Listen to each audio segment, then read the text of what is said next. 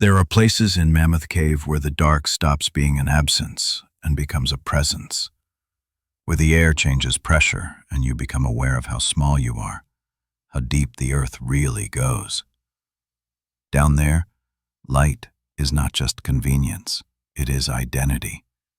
Without it, you start to forget who you are, what shape you are, where your voice ends and the cave begins. I learned that a long time ago, but tonight, I'm learning it all over again. Jack, help me. The voice echoes through the limestone corridor, soft, wet, close enough I could almost feel the air move with the words. The problem is, the voice belongs to Ranger Emily Shore, and Emily is standing directly behind me, her hand gripping the back of my jacket so hard I can feel her fingernails digging through the fabric. My headlamp flickers again. The battery's almost done.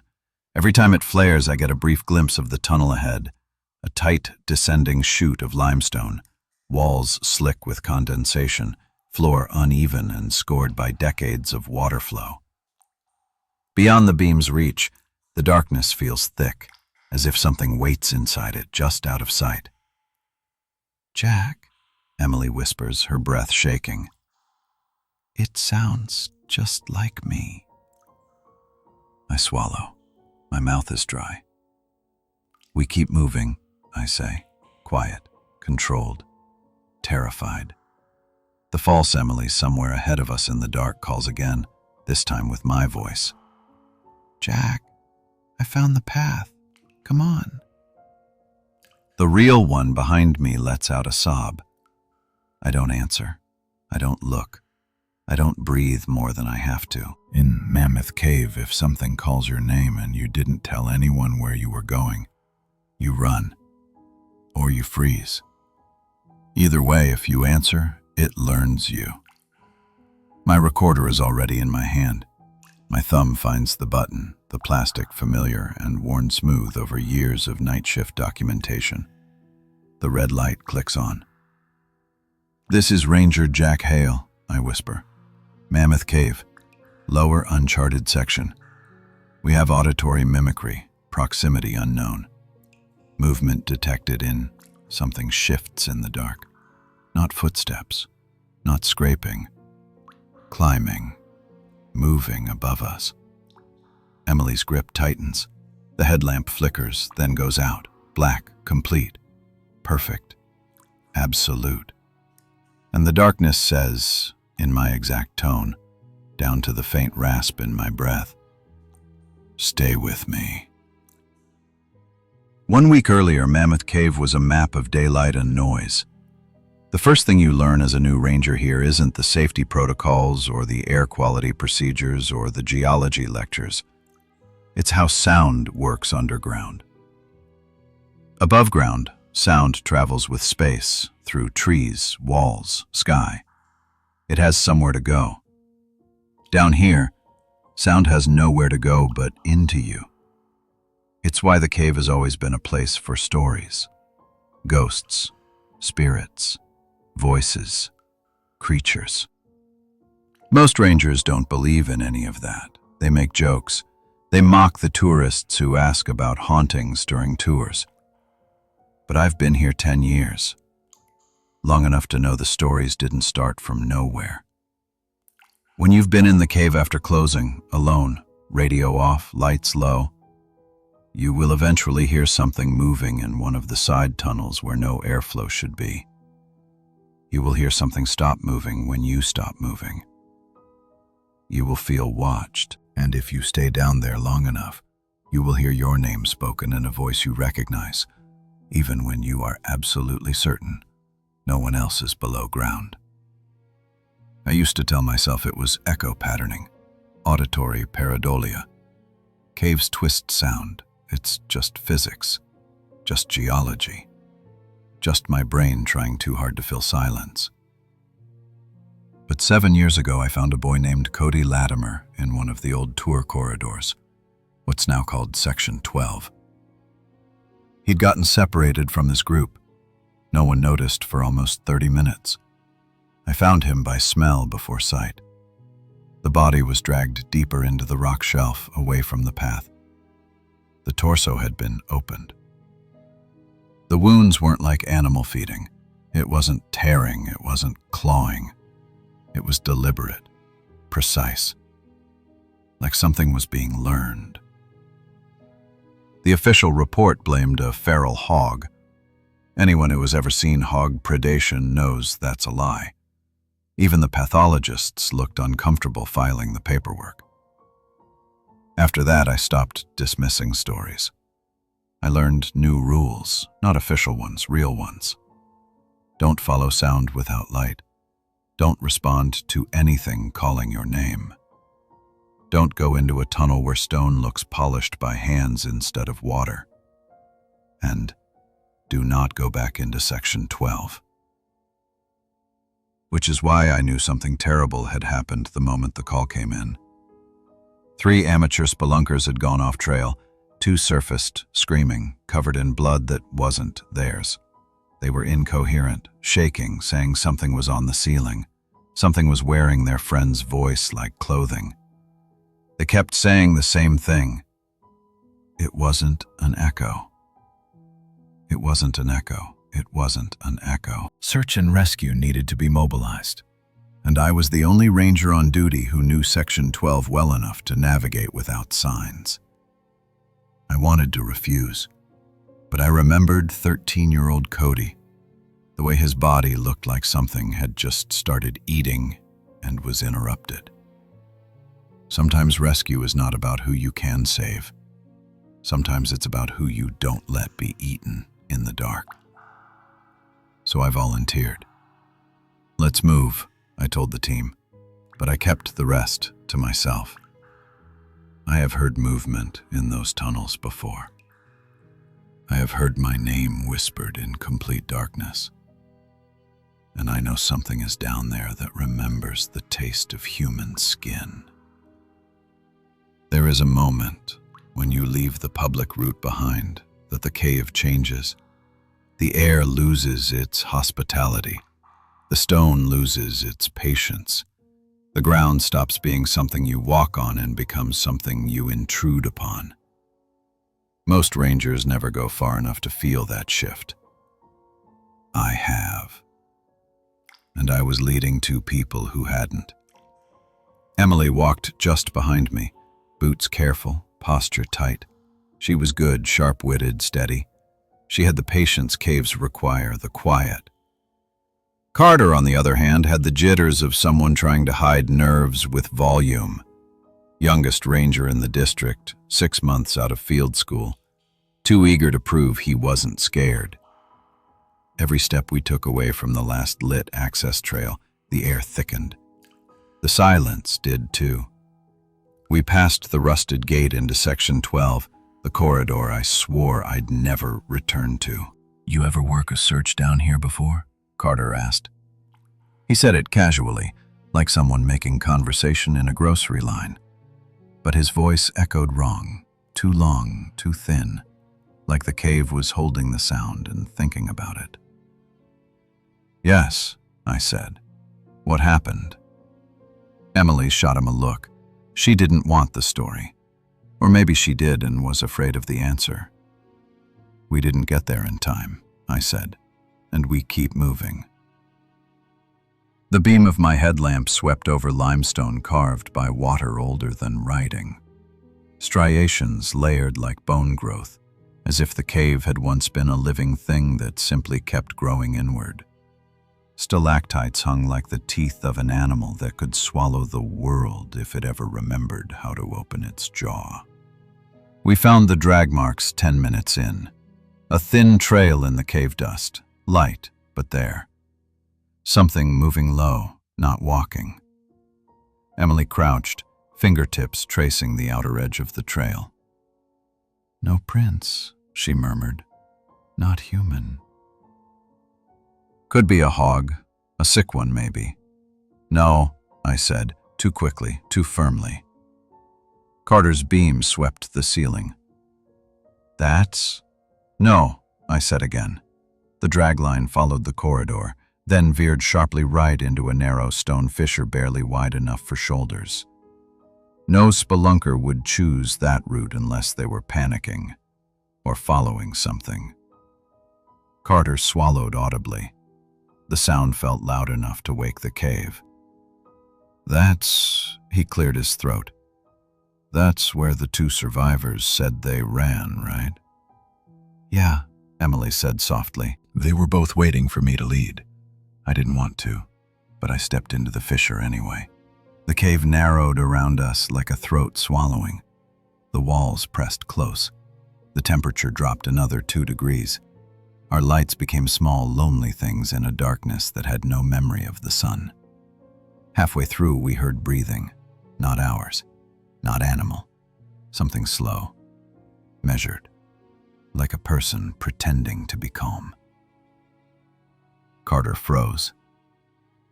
Did you? Yes, I said. Keep moving. We emerged into a low chamber with a ceiling of flowstone that shone like wet ivory. Water dripped in the distance, rhythmic as a heartbeat. Emily swept her beam across a boulder pile and stopped. Jack, she whispered. There were scratch marks on the rock, deep, parallel, too long to be nails, too curved to be tools. Something human-shaped had climbed here, but with different intentions for its hands.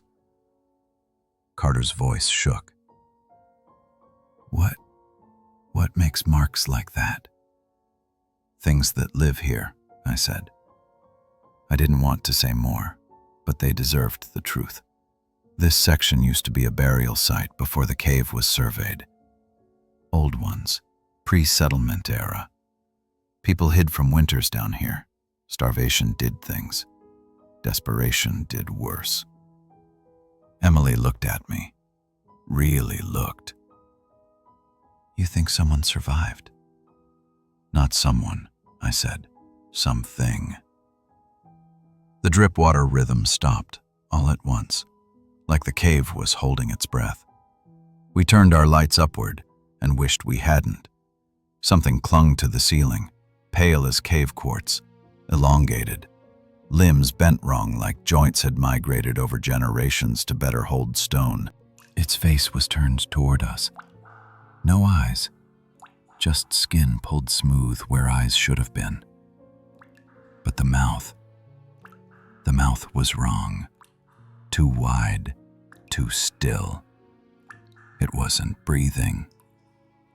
And then it opened its mouth and Carter's mother's voice came out. Sweetheart? Carter broke. He stepped forward without thinking, without caution, without himself. I grabbed him, hard. Do not answer. Do not look at it. Do not speak. Something shifted inside the creature, as though muscle memory of humanity still lived in it like a parasite. Its head rotated, not turned.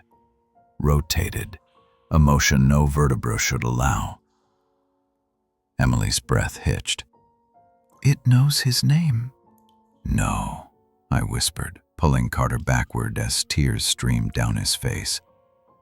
It learned it. The creature dropped. No sound, no fall. Just absence above and presence somewhere now in the dark.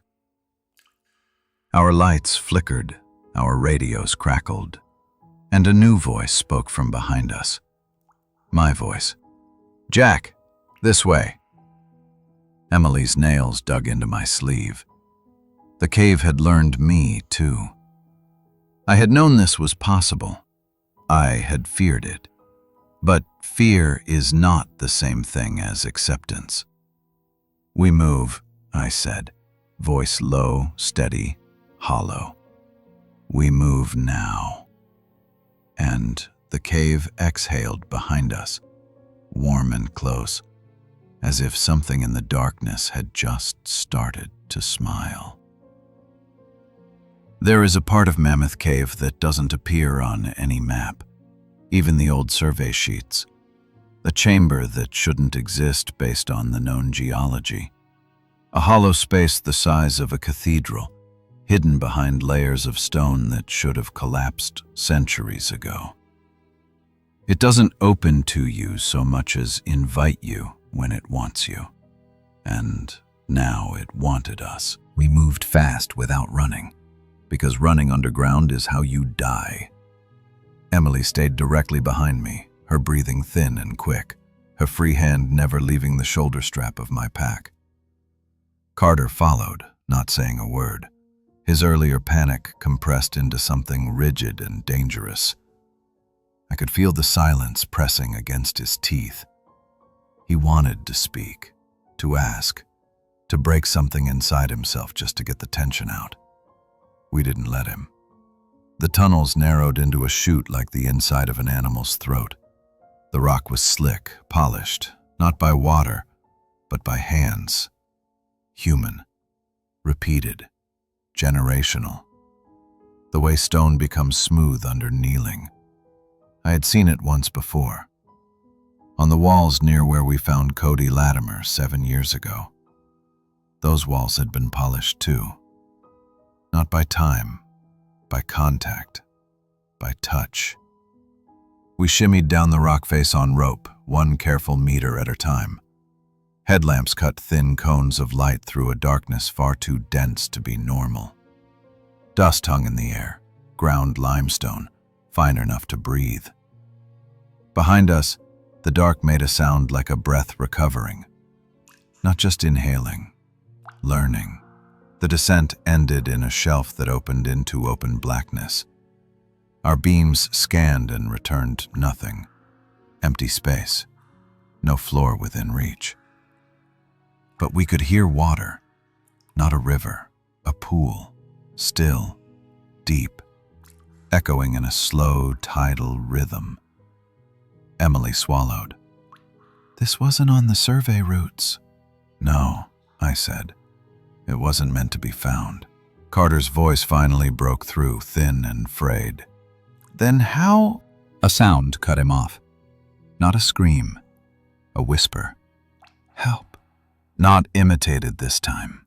Human, weak. I swung my headlamp toward the sound. The beam found a pale shape on the far side of the cavern, huddled near the base of a fallen slab. A man, skinny, filthy, clothes torn, skin grayed from cold stone and no sunlight. The missing spelunker. He was alive. We crossed carefully, slow steps, checking floor stability. Limestone crust can look solid but collapse like eggshell. When we got close, Emily knelt beside him, her voice gentler than I'd heard it since I met her. Hey, we're park rangers. You're safe. Can you hear me? The man turned his head toward her. His eyes were open but unfocused, like someone looking through a window at something very far away. They took his voice, he whispered. Emily froze. Carter stared.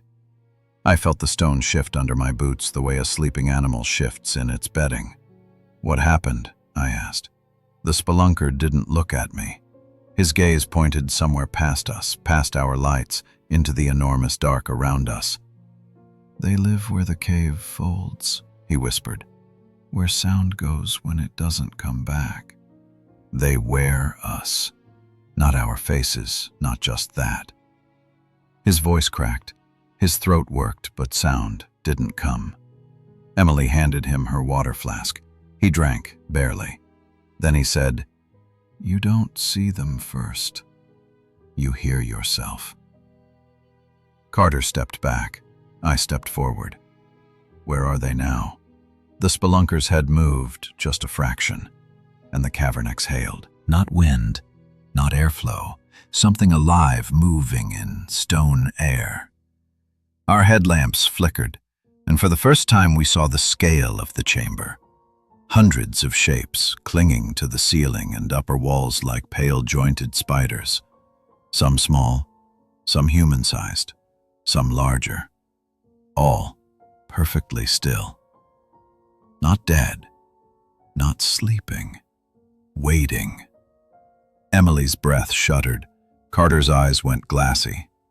The spelunker whispered, voice breaking like thin ice.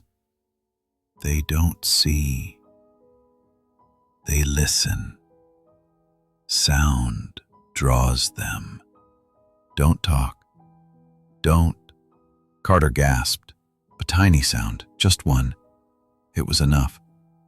One of the larger shapes unfolded, not climbed, not dropped, just changed position in a way that made joints meaningless.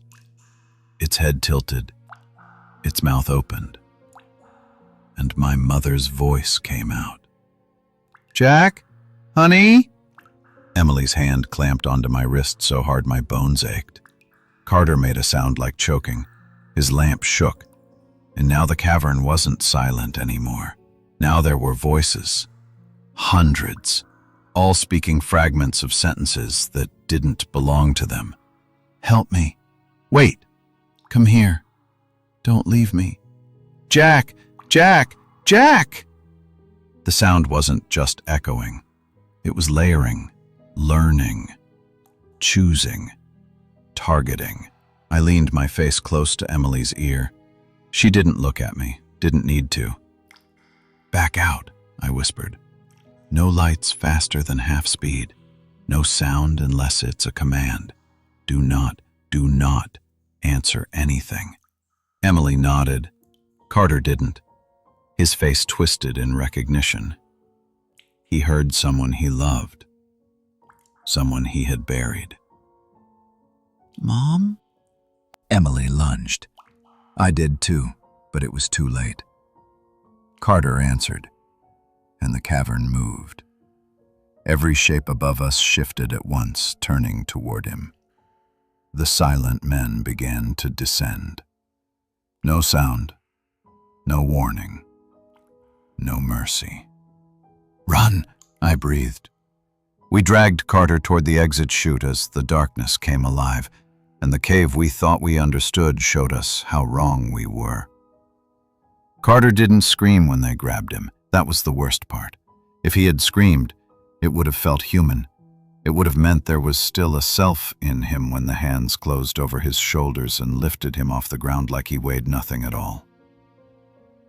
But he just made a small broken sound, half breath, half word, like someone waking from a bad dream they had already decided not to talk about. Emily lunged for his boot, fingers grazed leather. For half a heartbeat she had him, then another pale arm, jointed wrong, bending in the middle like rope, wrapped around Carter's waist and folded him upward into the dark like he wasn't a person, but a bundle of fabric being placed on a high shelf. He vanished into the ceiling. Lights flickered, because the cave did not like strong illumination, not when the old things moved. Our beams stuttered. Emily gasped beside me, hand still frozen mid-reach, like the shock had turned her into a stalagmite. "Carter!" she shouted. The cavern answered back in Carter's voice. "I'm okay." "I'm okay. Just come help. It's fine. Jack, Emily, please come on." I closed my eyes. No one sounds okay when they're saying it that many times. Emily pushed forward, desperation overriding training. I caught her arm so hard it hurt both of us. "No," I said. My voice came out wrong, too quiet, too level. "Listen to the tone. That isn't him." The cavern echoed his voice again, closer this time, almost over our shoulders. Too close. "Jack?" Emily's breath hitched. She whispered, "He's still alive." "Yes," I said. "That's worse." Because the silent men didn't kill right away. They learned first. They listened to your breathing, your private cries, the way your fear cracked your vowels. They wore you from the inside out. When they were finished, the cave would have another voice to call wanderers from the trail. The spelunker on the ground, the one we'd found earlier, began to shake. His eyes rolled, white around the edges. "You go after him," he rasped. "You don't come back." That's the trade. That's always been the trade. Emily was crying but silent, tears streaking limestone dust on her cheeks. "We have to try," she said. She was right. There are rules that make you human. There are rules that keep you alive. Sometimes they don't overlap. I took a slow breath through my teeth. The cavern air smelled like wet minerals and something iron sweet. "All right," I said. "We go after him. But we go smart." I pulled chalk from my belt, white powder staining my gloves. I marked the wall beside our exit chute. One line for direction, one notch for danger. One arrow pointed home. Slow, steady. Never backtrack without confirming your last mark. The cave will lie. Your memory will lie. Fear will lie. Chalk does not lie. Emily took her place behind me. The spelunker whispered, "Don't follow the voices. Follow the silence." We descended deeper, not up where Carter was taken. The silent men moved up and down in ways that made no sense to bone and tendon. But there were other routes down, old survey paths, collapsed mining cuts, places the cave pretended didn't exist until you needed them. We crawled through a sheer of stone so tight I could hear Emily's breathing bounce off the walls. My shoulder scraped rock, leaving a smear of blood. I didn't stop. Blood was scent. Scent was signal. We entered a tunnel where the limestone shone smooth, not polished by water but by flesh. I heard something ahead, not movement, chewing. Emily's hand tightened on my pack strap. I lifted mine, signaling stillness. We edged closer, slow as sediment deposition. The tunnel opened into a small chamber, low ceiling, just enough headroom to crouch.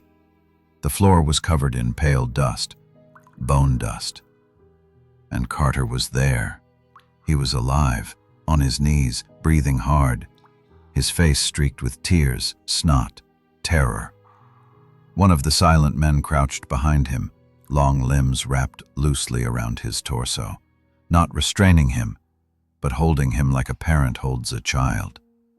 Its head was pressed to the back of his skull, listening, learning. Carter sobbed. I just wanted to hear her again." Emily took in a sharp breath. The creature's head tilted at the sound, slow, deliberate. It didn't have eyes, but it knew us. I raised one finger. Emily froze. The silent man put its hand on Carter's cheek, and then it spoke. Not in Carter's voice, but in mine. "It's okay," it whispered. Perfect. Precise. The exact tone I used with scared hikers, injured kids, lost people on the trail. "We go home. Just say my name." Emily's nails dug into my sleeve. Her whisper was nearly soundless. "Jack, it wants you." I knew. If I spoke, if I answered my own voice, the cave would take my language away, myself, my map of the world. That was the exchange.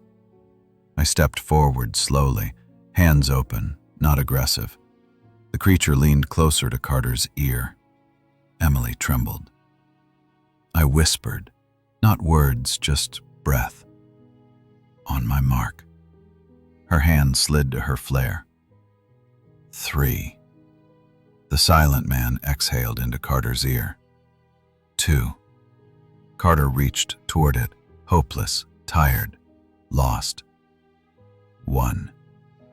Now, Emily struck the flare. Light exploded into the chamber, white, violent, chemical. The silent man shrieked without opening its mouth. The sound came from the stone, from the tiny air channels in the limestone itself. It recoiled. Carter fell backward into my arms. Emily kept the flare between us and the creature, light shaking with her hands.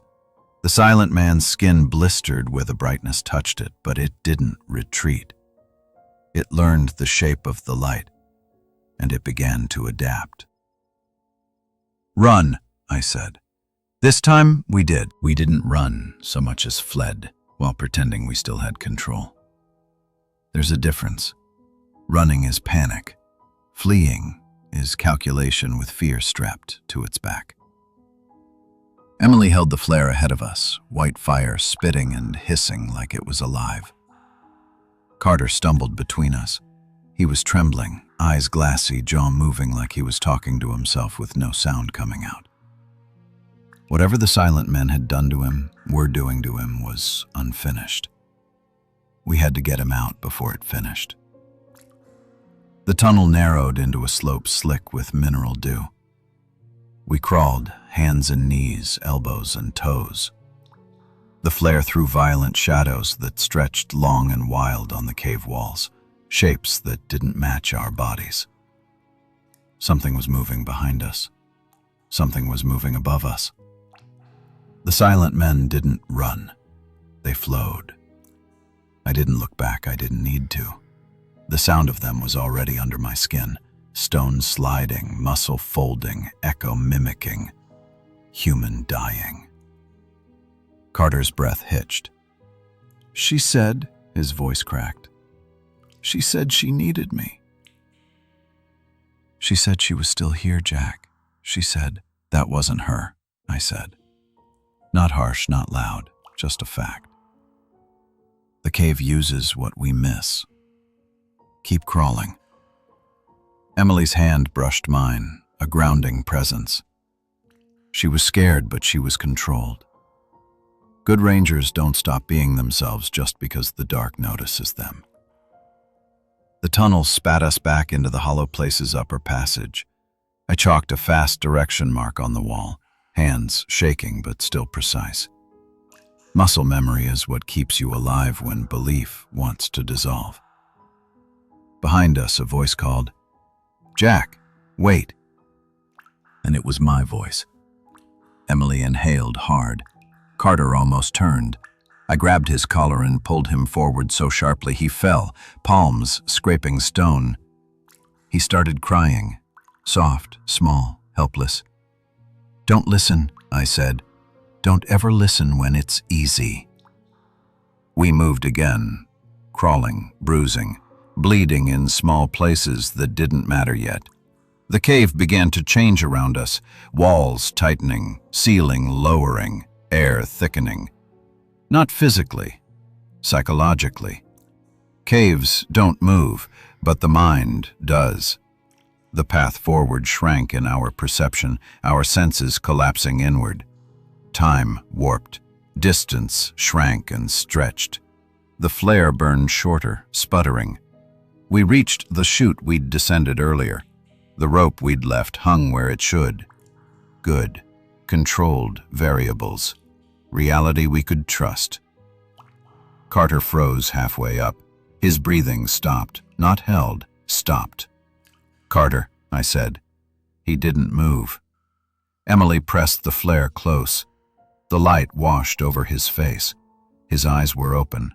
Something inside him was listening. His lips moved, not to speak, to repeat. He was echoing the cave. I climbed up beside him, pressed my forehead to his, grounding him the way we do with shock victims. "Carter, hear me, not them. Hear me." His pupils shuddered, refocusing, like waking underwater. "They're inside," he whispered. "They're too many." "I know," I said. "But you're still here." But even as I said it, I knew he wasn't all here anymore. We pushed upward. The flare shrank to a dwindling red ember. The silent men did not rush, no need. They waited for mistakes. They had time. They always had time. When we reached the entrance to Section 12 again, the air felt different, thinner, like the cave was disappointed. The stone does not sigh, but if it could, it would have then. The spelunker we'd left behind was gone. Not dragged, not taken, just gone, like he had gotten up and walked into the cave on his own two legs. Emily closed her eyes in a silent moment of grief. I didn't. I didn't have that luxury left. We reached the marked corridor out. My chalk still on the wall. Real. Solid. The flare died in Emily's hand, leaving us with just headlamps and the enormity of the dark. Something followed us all the way back. Didn't touch us, didn't speak, just breathed. We did not look behind us. When we reached the lock gate at the public route, the cave air changed again, became neutral, impersonal, like a stage after the actors have left. Carter collapsed when we reached daylight. Emily sobbed once and then steadied herself. I did not speak. We radioed for medical. We answered questions. We filed reports. The official cause? Environmental disorientation, cave panic, oxygen stress. Nothing about what listened in the walls. Nothing about voices that knew your name better than your family. Carter was breathing, but he never spoke again. Not a word, not even a sound. They say trauma can do that. I don't think it was trauma. I think his voice stayed behind. I stood at the historic entrance at dusk. The last tour had cleared. The air from the cave rolled over my boots, cool, familiar, indifferent. Emily hadn't come back to cave duty yet. Carter was in a hospital room learning silence like it was a second language. I stood alone. The cave looked like an opening to an empty hallway. Then, a sound from inside. My voice. Soft, patient, certain. Jack. I didn't answer. I didn't move. The cave breathed. Something shifted in the dark. The voice spoke again, closer than before. You left part of yourself down here. I closed my eyes, and I whispered, just loud enough for the stone to hear. No. You only borrowed it. The cave didn't respond, not aloud, but the air grew warm, like a mouth exhaling, like lungs remembering, like something waiting. I turned and walked away. The cave did not call again, not because it was finished, but because it knew me now, and I knew it. This wasn't the end, just the echo. If you enjoyed this story, if it stayed with you, if you'll be thinking about that cold cave air the next time you're alone in the dark, please take a second to support the channel. Like the video, leave a comment, share it with someone who loves getting scared. It makes a huge difference, especially for a horror channel like this one. Your support helps these stories continue, and it tells the algorithm that people want more true, quiet, creeping dread instead of cheap jump scares. So stay close to the fire, because out there, in the dark just beyond the light, something is always listening.